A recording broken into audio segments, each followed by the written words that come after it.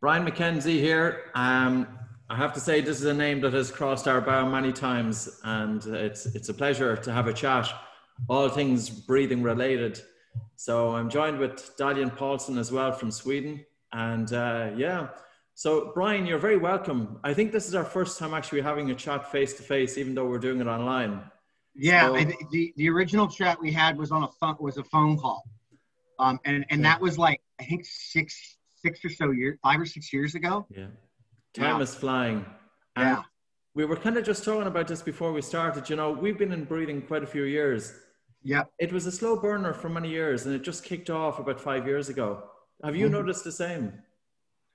Oh, 100%. When I first got into this, I think it was probably 2012, 2013, and I was just screwing around. It was just I got the diaphragm activated from a resistance breathing device, and I could have athletes using that to move better because it was all about movement. And it's not that it's not about movement now, but it just made such a huge impact on how we started to understand that. And then I realized we had a resistance breathing device on our face. I had already been down the Wim Hof route. Wim and I actually had gotten pretty close in 2014-ish. And then your book came up on the horizon, and that was probably the most articulate explanation of breathing, that like what the layman's understanding of what breathing does, which was so very important, because Wim and the whole Wim Hof movement was taking off at like rocket speed. And I think for all intents and purposes, Wim is probably one of the more important figures because he's put more eyes on breathing. But your role, because your book and your information was already there and you'd already been in the space, and then you've got the various yogic, traditional pranayamas, all of these things that are out there that many people knew, but it was such an esoteric world that so many people didn't understand what was going on. And Buteyko, which I had already been studying, I had DVDs on Buteyko and like these Russian translated transcripts. And when I saw your book, I'm like, yeah, thank you. Like now we can understand what this stuff is. So my whole point here is the reason it really took off was because you had some crazed Dutchman who had some crazy method that got people to kind of reset their nervous system. And then you had this Irishman who really broke down in layman's terms the fundamentals of what happens with breathing on a basic level. And it really had, I think, this it was this mixture of kind of catapult, right? And then I'm obviously involved in that to some degree from the performance space and what we were doing, because I had grabbed onto something, and I tend to push things very hard. And we obviously got involved in this whole thing pretty early on, and it was just like it's been kind of a rocket ship. How did you get involved? What's your background? Somebody handed me a training mask. A training mask, okay. Yes. Yeah. And I laughed because I was I'd been studying altitude. Like I have altitude machines, like I have simulators. I know how to get my blood oxygen levels down. I was like, this thing doesn't change barometric pressure. This thing doesn't change pressure. Yeah. There's no filters on it to lower oxygen. How is this going to do anything for elevation? Yeah. And the thing is that Casey, who's the owner, that's not what he meant with it. But I didn't understand that, so I laughed. But I knew that I had not used it, so I put it on anyway. And when I put it on, I was sitting kind of like I am now, right? You can see me. And I drew a breath, and I went, and I sat up, and I organized myself completely differently. And because of my background, I was like, oh, wow. Like, I just actually used I'm like, the diaphragm might just be the most important muscle in the body. It's tough. It's tough using the device. Yeah. So at any rate, and then a couple of years later, we were, it was just like, oh, why am I using my nose most of the time when I'm doing this? Oh, because my nose is actually triggering the same thing, and it's like, and then it's like, oh, working at higher level or higher intensities while adapting to nasal breathing actually forces that diaphragm to get way stronger. I mean, I was getting like diaphragmatic cramps and stuff. Like, I mean, I would be so fatigued diaphragmatically as I was working through this stuff. And I couldn't believe how weak my diaphragm was. And I was like, wow. I mean, I mean, look, I'm not the greatest breather, but I've spent enough time at this point to like really understand this stuff. And I mean, look, the funny thing is that I have been doing yoga for probably close to 20 years in some capacity. And I just poo-pooed the breath practice that sits at the foundation of that. And largely because I don't think most yogis truly understand what breathing does. Unfortunately, I would agree with you. And it's not a criticism. No, it's not. But Brian, I would totally agree with you. There is a reason that the breathing has been held back. Yes. And one is, why are all the sports medicine scientists? Can you imagine if you went into all of the university and all of these academics who were talking about sports performance, how many of them have actually investigated breathing? How come they have missed it? Because that's their job. How have they missed it? Exactly. Well, here's the problem. It's not that we don't have smart people, smart scientists, smart doctors, etc. It's that when we get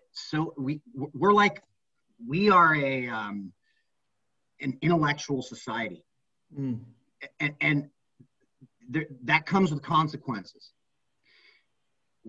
And the consequence of that is typically an ego, meaning we don't think the information we don't know is relevant.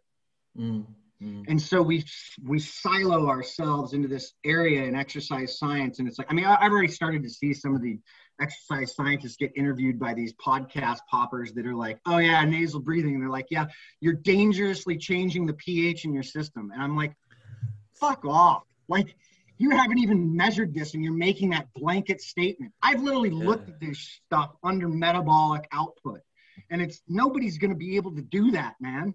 Like you're going to start mouth breathing. Like, you know? Yeah. But isn't that the crux of the problem? Like you're saying, you don't know what you don't know. So something that is this important, how can somebody or so many people have missed it for so long? Because I've like you, I've done yoga for a long time. I got into Wim Hof early on as well. But I'm curious to know, did you see immediate improvements in workouts or in running or easier to breathe, or what was your main benefit starting out? The main benefit I got in the very beginning was, so from the training mass perspective, it was just organization and understanding. I'm not going to use the word stability, but it's organizing oneself in a way to prioritize the most important thing we've got, which is energy.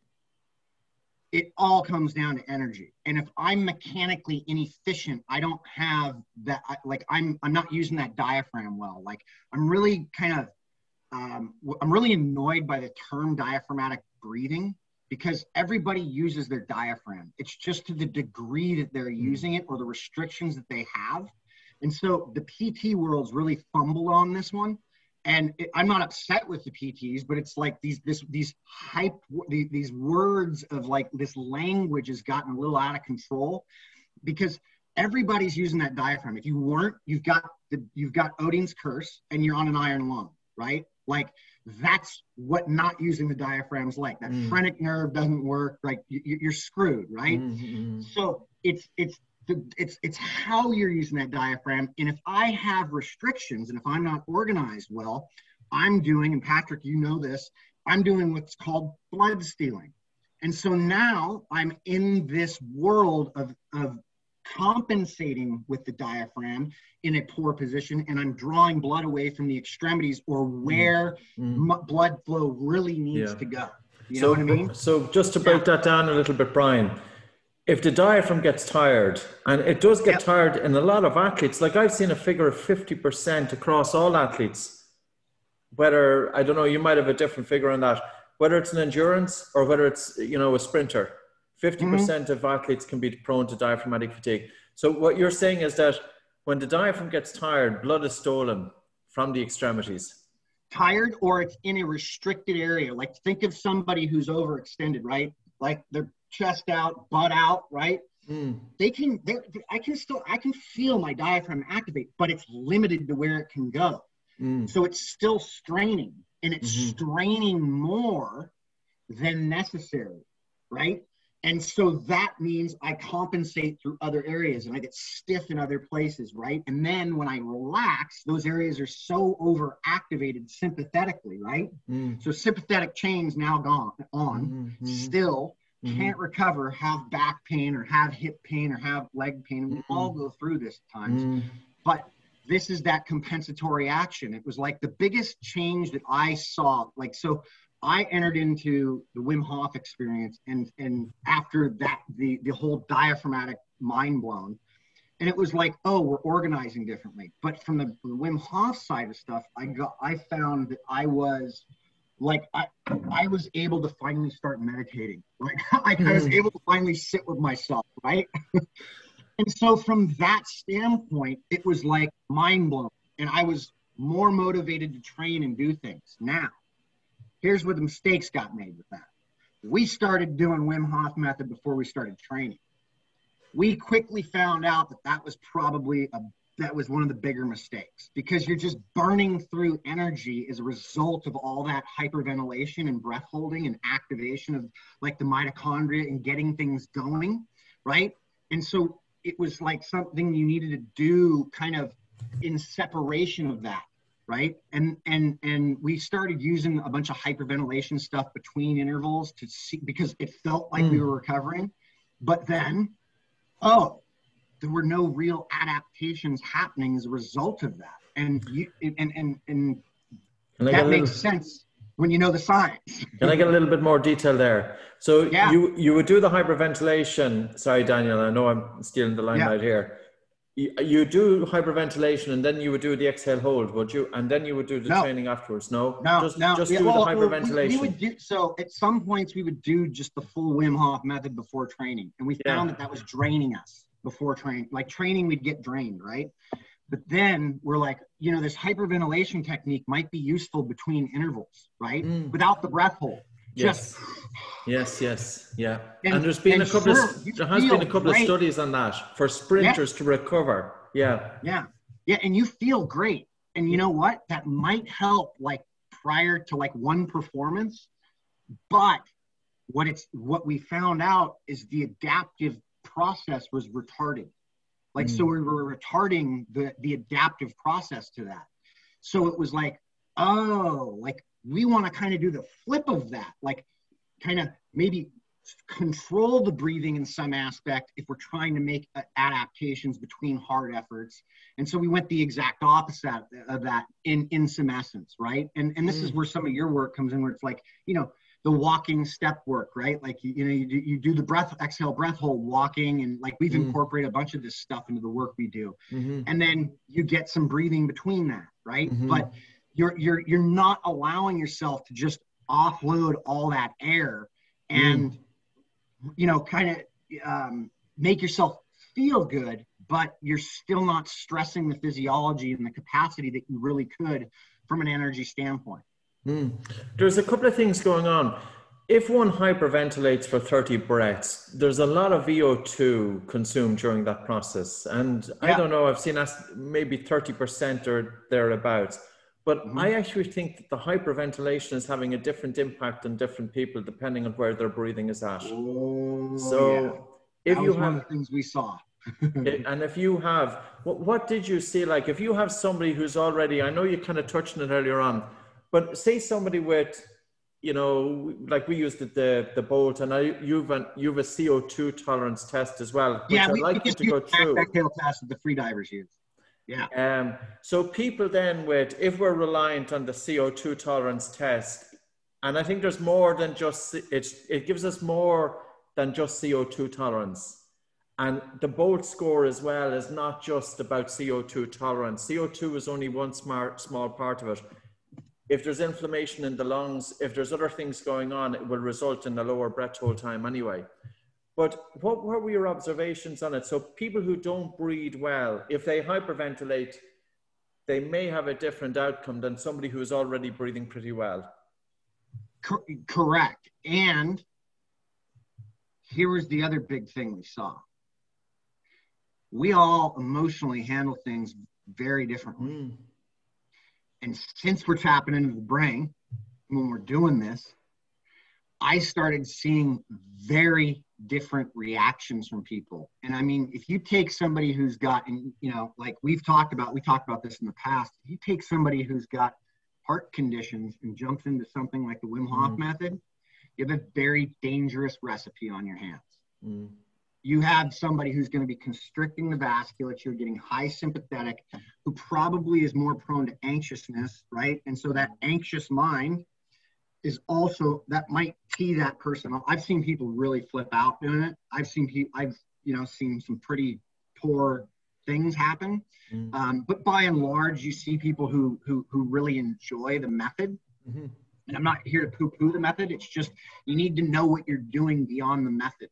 That's the importance of and that's why I said that we, you know, if we fundamentally are so close in line with what you teach because we believe in principles and the facts of things, right? We really are a principles-based organization. That is what we do. I'm not interested in the methodology because I will navigate all methodology based on understanding those principles, right? And so it really comes down to understanding who can tolerate what and what they're going through. And if I've got somebody who's poorly breathing, you're just really setting up more poor breathing habits. Yeah. Two things. One is I've made plenty of mistakes with breathing, and that's how part of it that I've learned. You and I both. Or two of us. The other thing is your organization. What organization is that? What do you want to do with it? What's the purpose of it? And then I'm going to stop talking and let Daniel in. Okay. Well, so my business is Shift, and it's on the website shiftadapt.com, where we really are kind of merging the idea of, I would say, stress and adaptation, really taking on stress architecture in terms of using performance, right? And understanding that at the root level. Not using performance as the metric for adaptation, but you and your experience with that. And so breath work is at the foundation of that because it's so important. I started a foundation with Dr. Tanya Bentley because she wouldn't stop bothering me about studying things like diabetes and breath control. And I was like, look, I don't have the bandwidth to go to really get involved in the research here. I've been involved in a few things, few research studies, and I have a job. I'm supposed to be a figurehead of something, and so we made a deal. And her and I started this foundation where she was going to organize, she was going to chair this thing.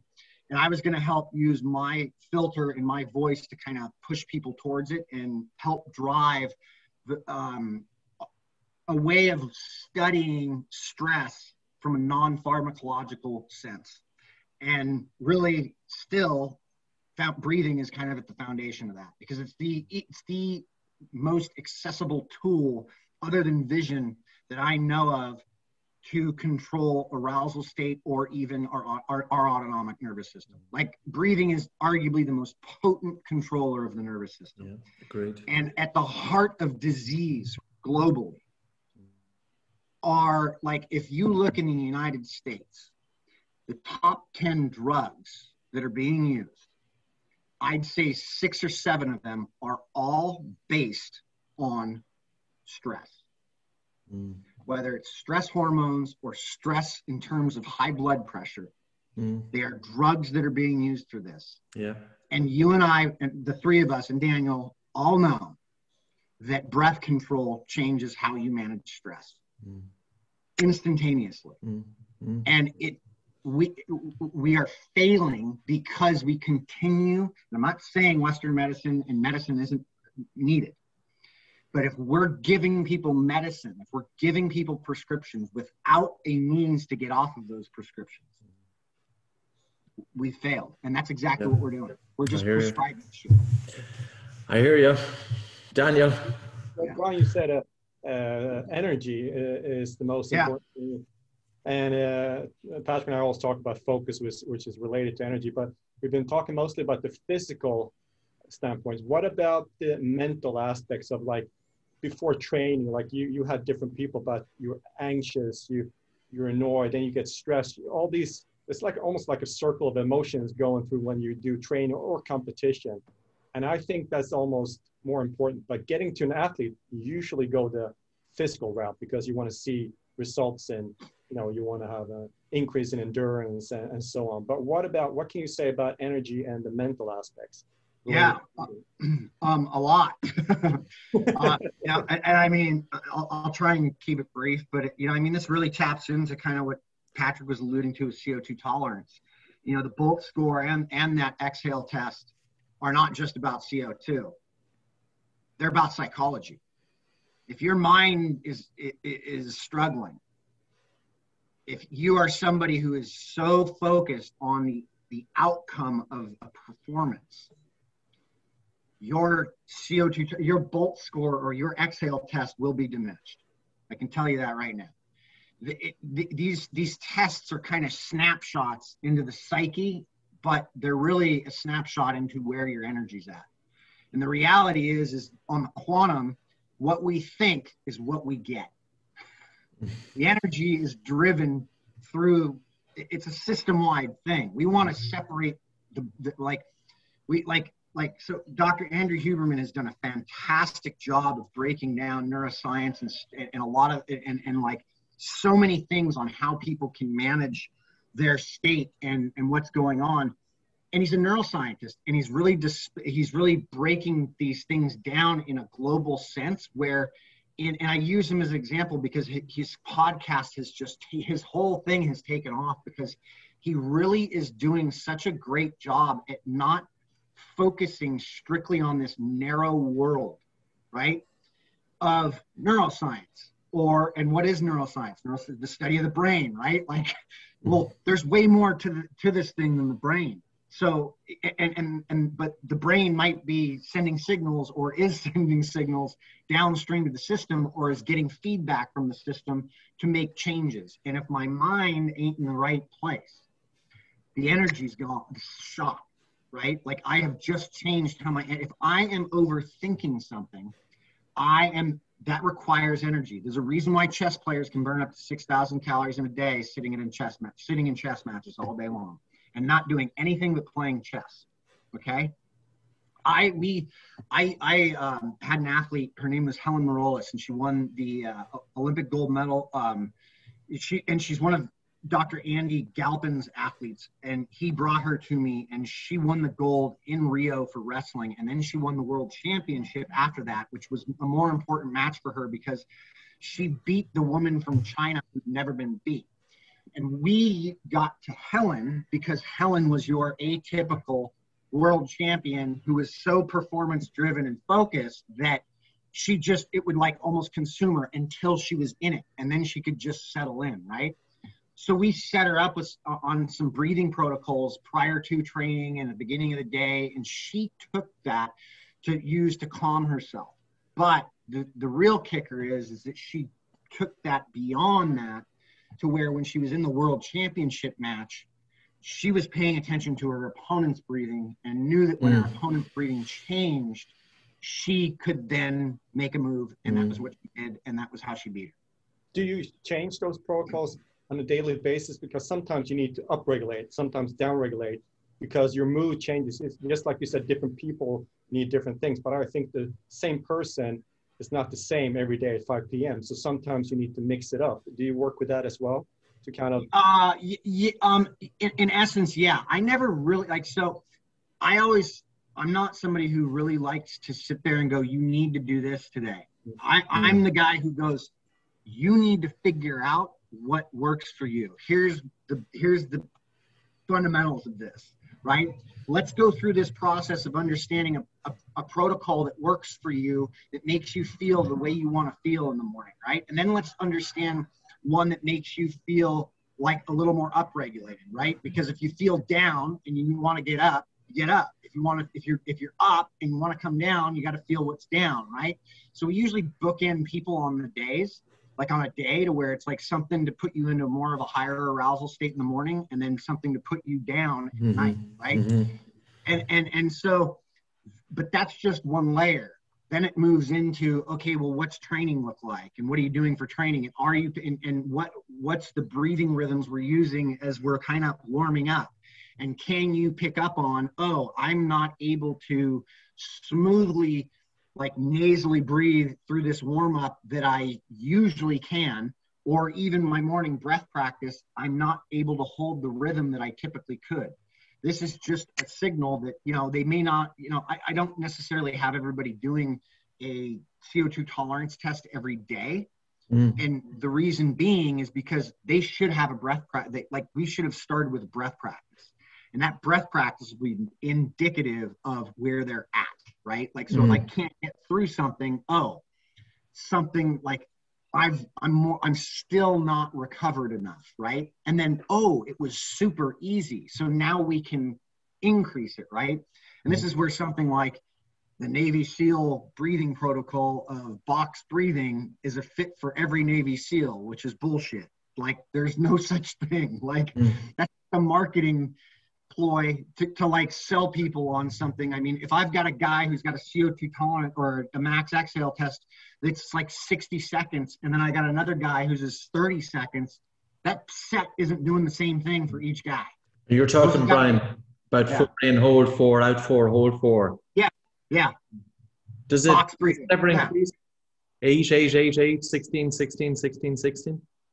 Yeah. I mean, it's just adjust based on where you're at if you want the rhythm. But look, so Andrew Huberman and I, when I got involved with him on this project on fear, we were screwing around these protocols that I was using to screen people, and the same protocol I would do in the morning to give me a higher, like a more alert but calm feeling, would put him to sleep. And the flip-flop was happening. The one that upregulated him was an apnea protocol sequence, and it would downshift me. Yeah. And so I was like, oh my God, like everybody's just running around saying this method does this for everybody. And it's like, no, man. Brian, do you think there's a difference between over breathing like during the day unconsciously versus a hard workout or a breathing protocol when you hyperventilate consciously? Like if you're conscious of it or unconscious, does it have any bearing whatsoever for your system?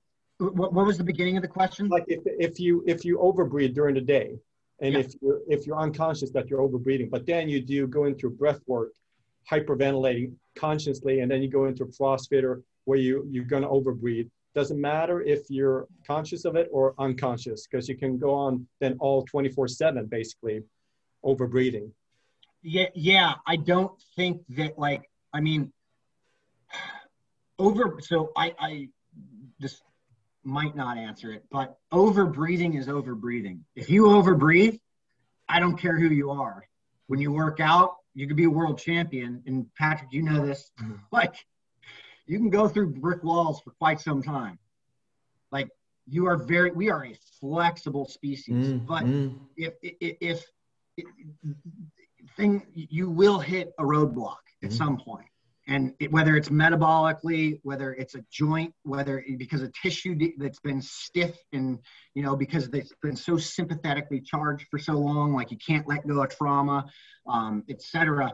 But, if you're somebody who's over breathing and then you actually do a practice of over breathing, you might get a calming effect after doing something like Wim Hof or like breath holds of that. But I don't know that that's actually, it didn't, with my own research and what we saw with people we were working with was we did not increase at all CO2 intolerance based on utilizing hyperventilation techniques.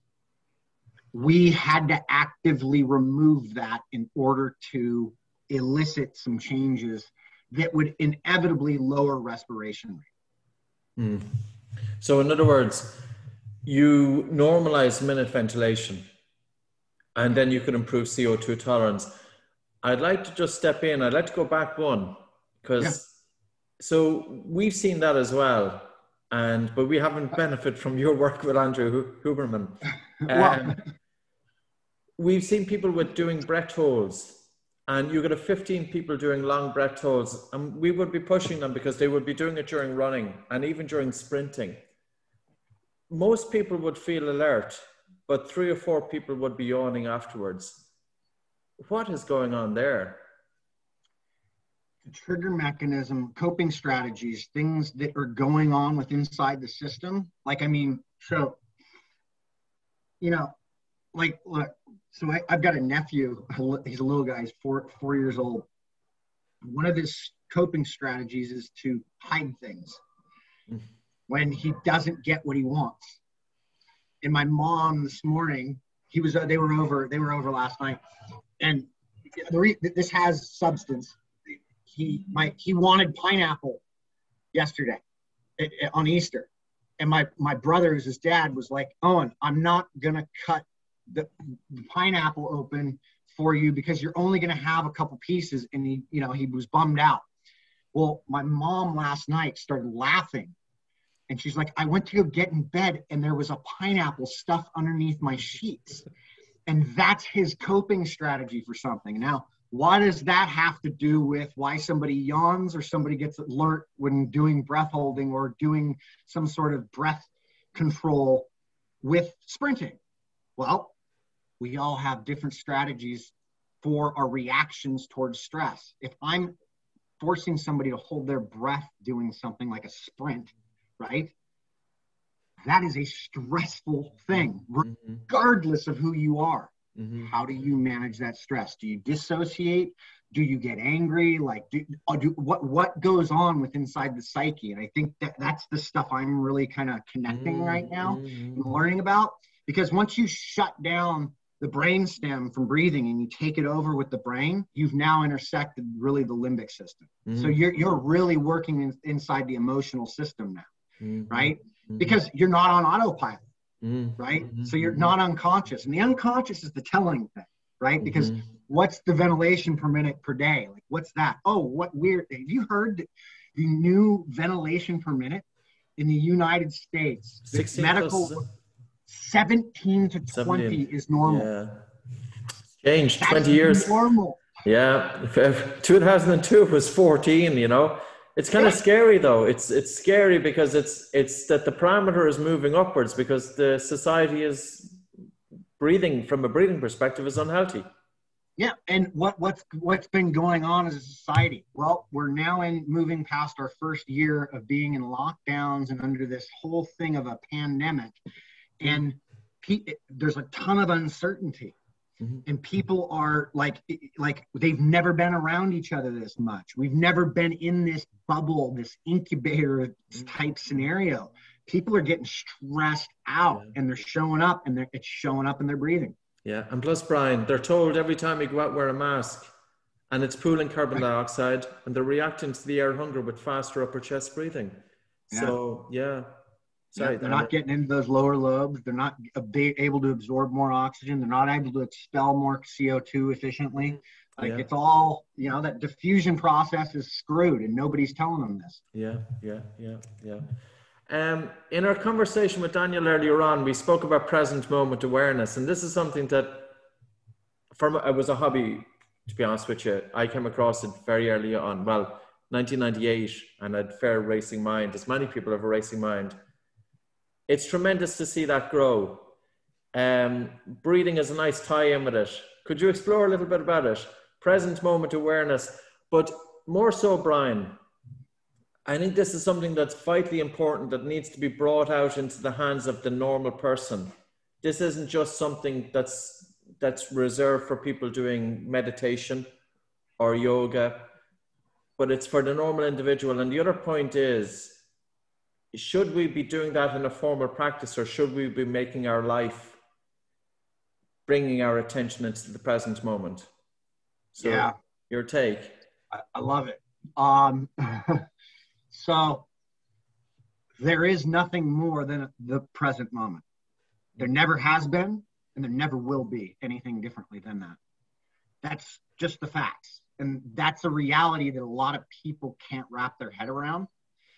And the beauty in a breath practice as a standalone is that you're actually sitting there being aware of your breathing. The moment you become aware of your breathing, it just gets back to what I brought up before, is that you've taken offline the unconscious breathing aspect and you've brought online your actual cortex, right? The cortex is now online and you've got this whole system working together. So you've now grabbed a hold of your nervous system.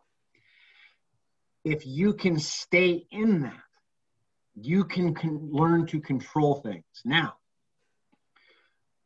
if you don't learn how to apply that in higher stressful situations, your practice is a failure, which is why most meditative practices are failures. And that doesn't mean that meditation's bad. That doesn't, by and large, people don't take it to the levels that somebody like a monk will, or, I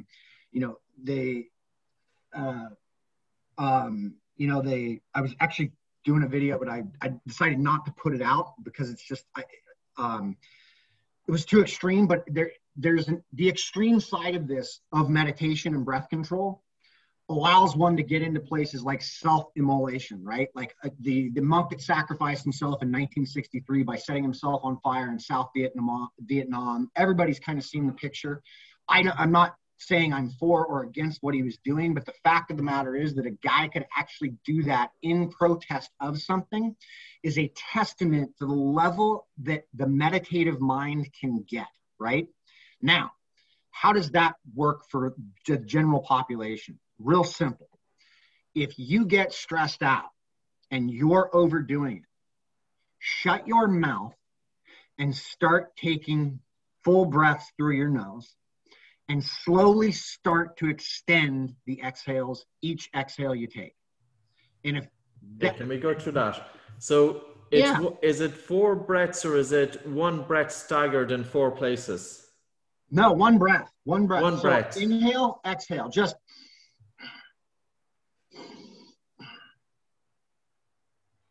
So it's really prolong the exhalation. It's just prolonging the exhale to your comfort. And if you continue to prolong that exhale and get to a point, you're gonna feel a change. I do this when I do presentations. I'll take entire groups through a high stress situation where we do an exhale hold and I make a move. And then I get stressed, and then I shorten the breath cycle next, and then we do it again, and on less breaths, and then we make a move, shorten the breath cycle again, and then have them go feel their pulse. And I go, how do you feel? And what's going on with your pulse? And they're like, I feel stressed. I feel like I need to breathe. I panicked, anxious. All of these things come up that are very normal, right? And that's what I tell them. Like, that's absolutely normal to be able to tell yourself, yeah, I was panicking, I needed air. What's not normal is trying to say that, oh, I was fine, like that didn't do anything. Like, you're lying. You've got a suffocation false alarm. We all have it, right? And air hunger happens. It's how you manage that emotional response that starts to happen. And so they tell me what's going on, and I'm like, all right, what was happening with your pulse? Oh, it was super high, and it stayed pretty high for a little, it was like, that's crazy how high it is, right? Well, then we do it again. We run through this process. I go, all right, grab your pulse again, except this time, deep breath through the nose, and exhale through the nose, and in through the nose, and out. And then now, every exhale, follow that pattern. Just shorten it a little bit for the next 5 to 10 breaths. And I wait for about a minute. And then I say, now, what did your pulse do? And everybody literally will type in, holy crap, what happened? And then I go, all right, how did you feel? And how is that different from what you felt the first time? And people are like, whoa, like I was so calm. It was so different. And I said, yeah, that's the meditative mind. That's what real life, that's being on fire. Like, if your practice doesn't work when you're on fire, I got news for you. It doesn't work. It's not a practice. It's invaluable.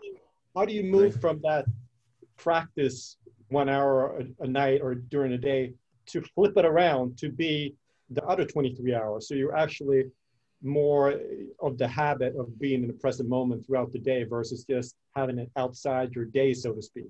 Yeah, well, I mean, that's where we implement this stuff into performance training. Like, I mean, look, when I got involved in breath work, like breathing, and started understanding this, I think I started like, 15 or 20 minutes a day of breathing, right? Like, I'm like, yeah, I'm getting into it. Hmm. Most of my day revolves around breath control at this point, right? Like, and I didn't do that on purpose. It just fell into it. Like, I mean, before I got on with you guys, I just finished training. The entire training piece for the hour and a half prior to this, the breath control was implemented into that, right? So then it's like, but for getting people to understand this fundamental, we let them know the most important thing about breath work is to understand the difference between nose and mouth breathing, and just be more aware of breathing through your nose throughout the day. And that's where it starts. Then it starts to layer in with a breath practice in the morning, breath practice in the evening, breath work through training. We don't just dump the dump truck on people because they can't handle that. I mean, that's why when newer people come to me, I don't tell them exactly what I'm doing. Like, people would freak out if they actually got involved in my practice. Like, it's frightening, but it's like a process that's taught me something that, man, there's no turning back. I've exposed this kid that I didn't know was there, that wanted to get out and learn more and see where things went wrong when he was a child, and then how he can fix that as an adult. But I've become more curious about things like neuroscience, like, why is it breathing is so important with the brain, and why is it's so important with physiology, and why is it's so important with mechanics and movement, and it's all interconnected. And that's why I'm in this. I'm not necessarily a breathing guy. It's just the fundamental. It's the base layer of what we do. And there's look, man, there's a reason why a 5,000-year-old practice has it at the foundation. They were smart enough to really say, hey, like, this is fundamental. This is the beginning. Don't move any faster than this breath can travel. Oh, weird. Like, why did exercise science miss that? Because it was an esoteric, hippy-dippy practice that women in yoga pants went and, it's like, man, and there's nothing wrong with women in yoga pants. It's just, we got off track. I would agree, Brian. I think that it really needs to be taken out of that field, though, and made mainstream. It's not just for early adopters. It's not just for specific communities. And I also feel, in terms of myself and Daniel often speak about this, breathing has always been taught according to tradition. Yeah. But tradition is very constrained to that tradition, and people don't deviate outside of it. And I feel that's part of the reason as well. It's time to drop the guru and look at the application. I like what you're talking about, breathing, that you can, like, if you think of the number of people with many, many different conditions, and even female breathing, and they're not even aware of the application of breathing exercises. I know with your foundation, HPP, if I have the initials right. Yeah, the Health and Human Performance Foundation, HHPF. HHP, okay. Can you give us a little bit about that? Because we see posts all the time, and you're looking at the application of breathing for lowering blood sugar levels, for stress, inflammation, heart rate variability, and it goes on. A little bit about it, please. Yeah, we're very interested in understanding, and we're trying to get this the whole paradigm to shift. We're trying to help the paradigm shift towards non-pharmacological uses of stress management, right? And obviously breathing sits at that foundation. What we're, pun intended, what we're trying to do is really show that breathing, breath control, proper breathing can have a massive, massive compounding effect on disease as we understand it. doesn't matter what it is. If you have some sort of disease, and you're probably grossly aware of this, you will see, at least from what I've been able to gather, every study that's got respiration rate attached to it and any whatever disease that is, cancer, cardiovascular disease, arthritis, like diabetes, you see double, if not triple, the respiration rates of normal breathing. Mm. That is a signal that like the system is obviously there's something wrong. Is breathing the answer? No. Breathing's part of the solution. Mm. Getting people to actually normalize their breathing and getting oxygen saturations normalized, getting CO2 levels normalized, removing inflammation, like killing these cytokine storms. Mm. All of this stuff is a compensatory mechanism of controlling breathing. Mm. How can I say that? Because there's no amount of research we can do right now that would prove differently. It's all been shown. Like, there's so much on slow controlled breathing, regardless of protocol. Mm. Like, I don't care if you're talking about coherent breathing, box breathing, Buteyko, it doesn't matter. Any form of slow controlled breathing can help with disease. Yeah. And we're blinded by this whole idea that, like, what we don't know isn't relevant. Mm. And that's the problem with being really smart, is that that's what we've become, is a really smart or really intelligent society. And it's so intelligent that its emotions are suppressed and its ego is running rampant. And we're not open to... Are we that intelligent if we've missed the elephant in the room? Totally. And I mean, I'm actually like, look, we don't even understand what intelligence means. We think intelligence is intellectual. It's not. Yeah. I intellectualize far too much, and I don't actually, like, this is where it's like I have to pay attention to my gut and what's going on. This is the importance of breathing. Oh, if I'm aware that my breathing's off, there's something going on. Yeah. Yes. Instantly. And that's the importance of a breath practice. Just fundamental. Get like normal people on the bandwagon. Do you start early in schools with kids? Do you use tech devices to see improvements, or all of it? Or how do you get not just the hardcore breathing people to start doing this? Yeah. I mean, we're actually finishing up a study inside a high school. A high school with high school kids, with teens.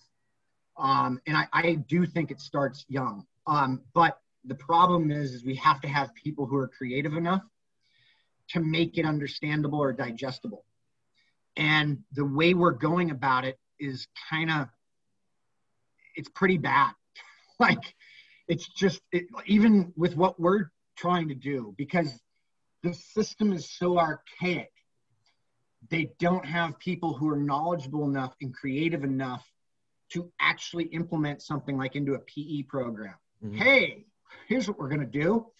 We're going to work on nasal breathing for the next month on a track. And lo and behold, what happens after? Or, hey, we're going to like create some fun situations in kindergarten with kids, and then get them all ramped up, and then show them a few quick, fast, deep breaths, and then slow breaths after that, and what happens, and how the room can calm out. Or, hey, you've got a parent that knows how to take a kid who's throwing a tantrum and say, okay, if you can take 10 big, deep breaths through your nose, I'll give you what you need. Or explain to me why you're so upset after you take 5 deep breaths, and then maybe we can go and do that thing you want to do so bad. And all of a sudden, we just have to have more creativity, people who give a shit, who really care and can be creative with this. Because if we continue to go about it in the way that we're working with academia, we're gonna die. Like, it's just not going to work. And the problem is that, and you say data, and it's like, look, I'm into data. The problem is that's the intellectual side of us. Everybody wants to see research that shows them everything. It's like, that's intellectualization, unfortunately. What do you like? I like the pulse oximeter to tell somebody, now you're on sea level, I can take you to top of a mountain, like say Mount Everest, in 10 minutes.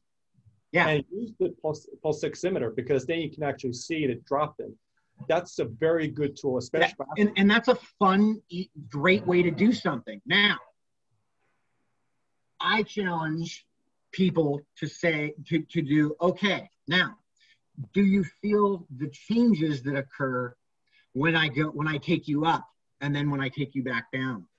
Do you feel when you're 100% and do you feel when you're not? Because this is that understand, like we talk about this, like, it's like, look, we don't really have any alarm bells for low O2. What we have for low O2 is the body preparing itself for death, which is we get woozy and we can't really do anything, and then we shut down. And do you feel how that happens through those transitions? So my job is actually I just get people to feel. It's really weird to say that, but I'm really teaching people how to feel. And I'm doing that through things like breath control. So I'm actually getting people connected to their physiology, because physiology is our origin. It's nature's origin. Stress physiology doesn't really differentiate species to species, right? Like, if I've got a lion going after an antelope, the lion and the antelope are in high survival mode, stress hormones through the roof, pupils dilated, respiration rates up, things are going on. And then if I'm in a highly emotional, physical problem that I can't comprehend, anxious and going crazy, and we were just to remove the visuals of all of that and just put up dashboards of physiology, we wouldn't know which animal was which. The funny thing is that the lion and the antelope, and pretending that the antelope gets away and the antelope lives to play another day, both the lion and the antelope regulate fairly quickly. But I go on Instagram. I go and talk about this. I go and I go and perpetuate this entire scene of my life that's not in the present moment, that happened in the past, and I drag it through and think about a future that I'm not yet in.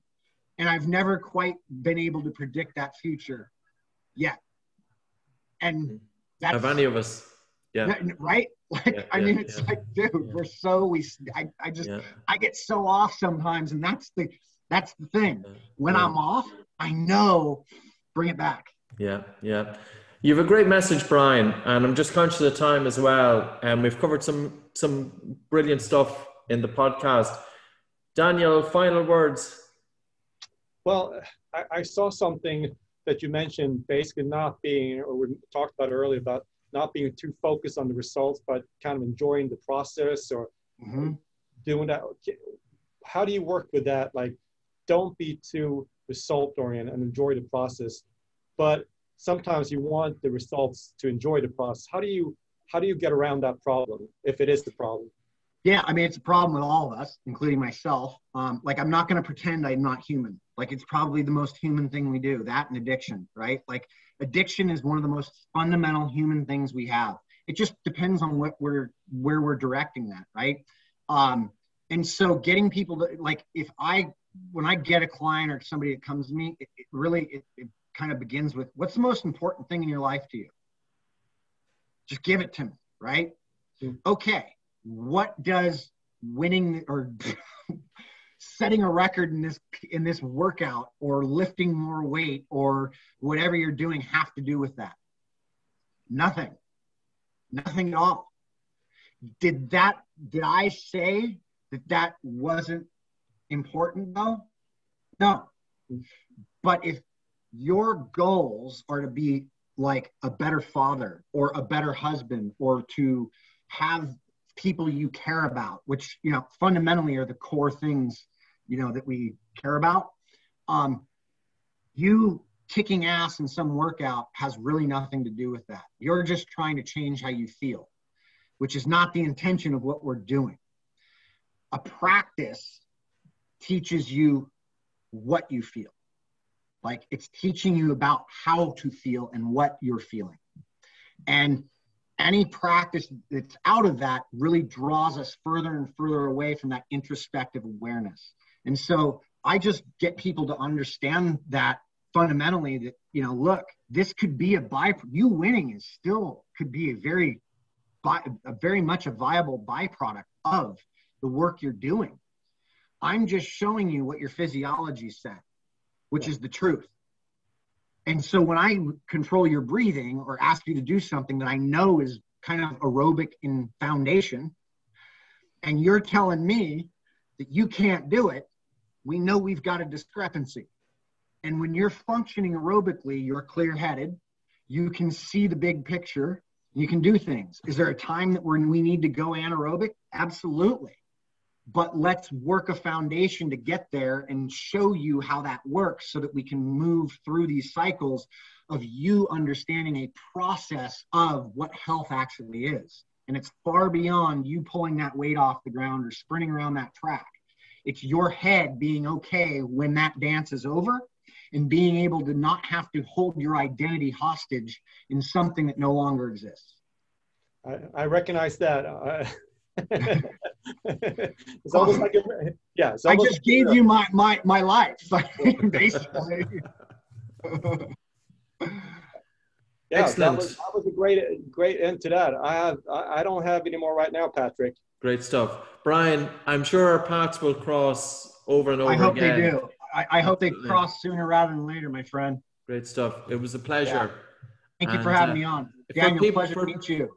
For people to look at your websites, what was your website again? The one that you've mentioned? Yeah, shiftadapt.com. Shiftadapt. Yep, shiftadapt.com. And we've got a membership area where we implement all of the kind of training ideas around breath control, the gear system that we develop, going from 1 to 5. A lot of the webinars and information that I kind of dumped out here today is kind of much more, organized and in a concise manner. Sure. Yeah. Well, because we have quite a few viewers as well with social media, and these will be people interested in breath as well. So yeah, and like for anybody interested in really help, like we need donations, we need people's help with the foundation. They can go to hhpf-foundation.org and get involved in any capacity they want. Make a donation or actually ask if they can get involved in some capacity. Great stuff. Yeah. Pleasure, Brian. Thanks very much. Thanks, guys.